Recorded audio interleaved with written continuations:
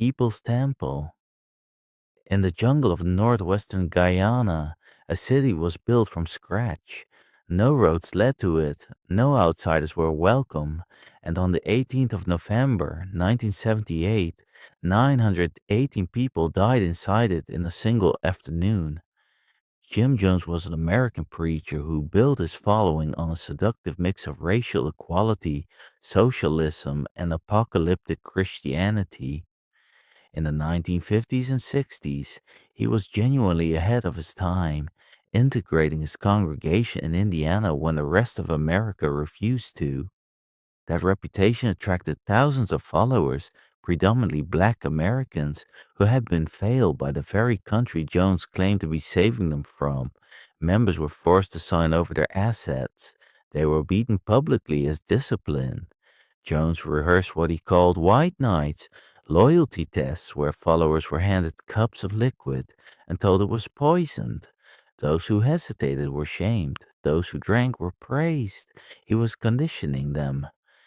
When a U.S. congressman named Leo Ryan flew to Jonestown to investigate reports of abuse, Jones had him shot dead on the airstrip. That same evening, the final white night began. Cyanide was mixed into grape flavored punch. Parents gave it to their children first. Over 300 of the dead were children. Jim Jones died that night with a gunshot wound to his head. AUM Shinrikyo. On the morning of March 20th, 1995, five men boarded Tokyo's busiest subway lines during rush hour. Each carried bags of liquid inside punctured plastic pouches. They dropped them on the floor and walked off the train.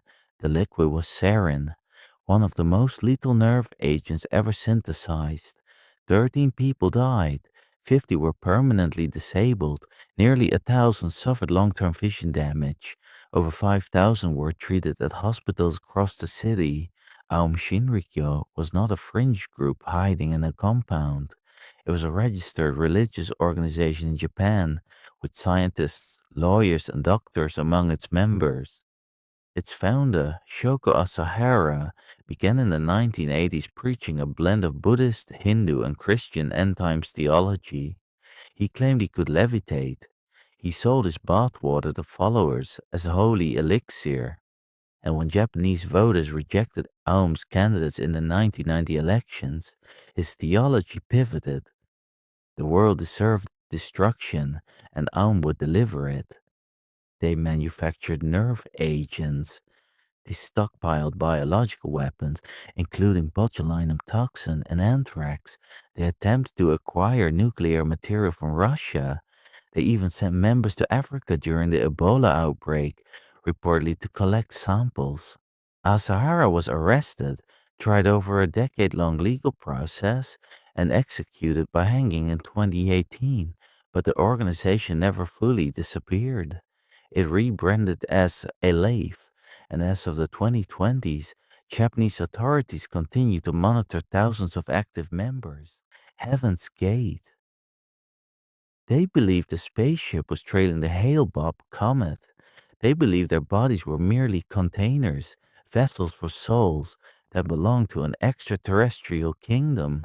And in March 1997, 39 of them packed their bags, put on identical black tracksuits and brand new Nike shoes, and ended their lives in a rented mansion in Rancho Santa Fe, California. Heaven's Gate was founded in the 1970s by Marshall Applewhite and Bonnie Nettles, a former music professor and a nurse. They called themselves Bo and Peep. They thought that human beings were evolutionary failures, that true salvation required leaving Earth entirely and ascending to the next level. The bodies they occupy were just costumes. Death wasn't death, it was departure. What made Heaven's Gate different from other cults was its embrace of technology and the internet. They ran a professional web design company called HireSource. Their website was detailed and articulate. They recorded exit videos, calm and methodical, explaining their decision without apparent distress. Several members had voluntarily undergone castration to purify themselves. When authorities entered the house, they found the members lying in bunk beds in three waves, Each group of 15 poisoned with phenobarbital, mixed into applesauce and vodka. Purple shrouds covered their bodies. Packed bags sat beside them. Applewhite died among them. Nettles had already died of cancer in 1985. A detail Applewhite reframed as her ascending ahead of the group. Heaven's Gate left behind something most cults don't: a pristine digital archive. Their videos and writings still exist online. Their website still loads. Branch Davidians. David Koresh was born. Vernon Howell. He had a troubled childhood, a learning disability, and a prodigious memory for scripture.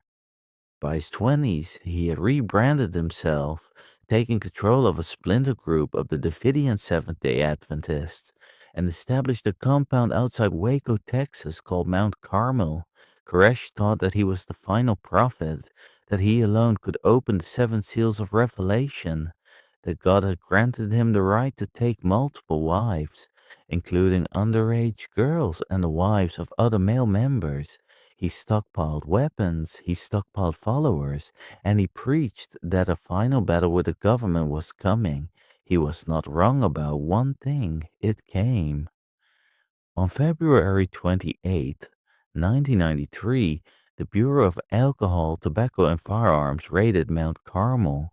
They were met with gunfire. 4 agents died, 6 Branch Davidians died, and what followed was a 51-day standoff that the entire world watched unfold on live television. On April 19th, the FBI moved in with armored vehicles and tear gas. Fires broke out across the compound. 76 people died, including 25 children. Koresh died of a gunshot wound to the head. The Waco siege permanently altered the landscape of American domestic politics. Timothy McVeigh, who bombed the Oklahoma City Federal Building 2 years later and killed 168 people, cited Waco as a primary motivation. Order of the Solar Temple. Between 1994 and 1997, 74 people died across 3 countries in a series of fires, murders, and mass suicides connected to a single organization, the Order of the Solar Temple. The Solar Temple was founded in 1984 by Joseph de Mumbro, a jeweler who claimed to be a reincarnated Knight Templar, and Luc Jouret, a charismatic Belgian doctor. Together, they built a mystical order that attracted wealthy, educated elites across Switzerland, France, and Canada, people who paid tens of thousands of dollars to join. They preached that Earth was dying, that the chosen few would transit, a euphemism for death, to a new world circling the star Sirius. In October 1994, a 3-month-old baby was found murdered in Quebec. The infant had been identified by DiMembro as an antichrist. Weeks later, the first wave of deaths struck. 53 members found dead in Switzerland. Some shot, some drugged, some burned alive. Documents found later revealed that not all of them had consented to the transit. More deaths followed in 1995 and 1997, the final group in France. What distinguished the Solar Temple from other doomsday cults was the demographic of its victims. These weren't desperate or uneducated people. The movement for the restoration of the Ten Commandments of God. On March 17th, 2000, in a village in southwestern Uganda, a church was set on fire during a service. 530 people were locked inside. They burned to death. The movement for the restoration of the Ten Commandments of God was founded in Uganda in the late 1980s by a former prostitute named Credonia Morinda and several defrocked Catholic priests. They claimed the Virgin Mary had appeared to them with a warning: the world would end on December 31st, 1999. Members sold their possessions. They stopped speaking. Communication was conducted through sign language, as speech was considered spiritually corrupting. They fasted, they prayed, they waited. When January 1st, 2000 arrived and the world did not end, leadership extended the deadline. Followers who had given away everything began demanding their property back. On March 17, the church doors were nailed shut from the outside.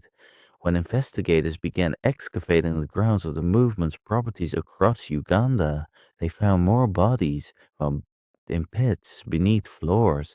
The final death toll exceeded 900, making it one of the deadliest cult events in recorded history. The leaders were never found. Cordonia Moorinde and her co-founder Joseph Kibwetere disappeared and are presumed dead, though no remains were ever confirmed. The Manson family, Charles Manson never personally killed anyone. That was the point. In the summer of 1969, members of Manson's commune carried out a series of murders that stopped an entire generation in its tracks. Sharon Tate, 8 months pregnant, was stabbed 16 times. The word pig was written in her blood on the front door. The following night, two more victims were killed. The phrase helter skelter scrawled on the refrigerator. Manson's theology was a collision of racial paranoia, Beatles lyrics, and apocalyptic fantasy. He believed a race war he called Helter Skelter was coming, that black Americans would rise up and massacre white society, and that the Manson family would survive underground before emerging to rule the new world. The murders were designed to frame black revolutionaries and trigger the war. What made Manson genuinely terrifying was his method. He didn't command people, he dissolved them, stripping away identity through sleep deprivation, LSD, sexual manipulation, and relentless psychological conditioning until what remained would do anything he suggested. Most of his core followers were middle class young women with no prior criminal history. Manson was convicted of first degree murder through conspiracy and died in prison in 2017. His followers, Susan Atkins, Patricia Krenwinkel, Tex Watson, Leslie Van Houten, spent decades in prison, several released only in old age.